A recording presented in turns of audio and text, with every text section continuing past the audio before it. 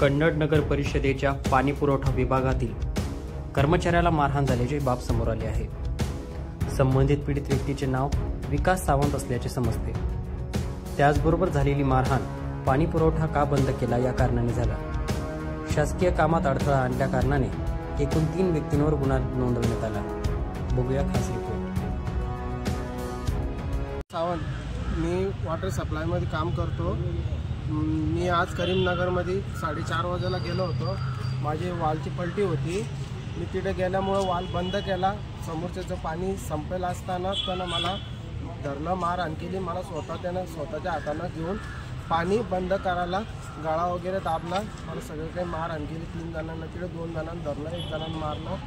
मी म्हणलो, बाबा तुम्ही काय काऊन असं करताय? ते म्हणले का तू पाणी कमी सोडल्यामुळे तुला मारहाण केली ना राजू साहेब।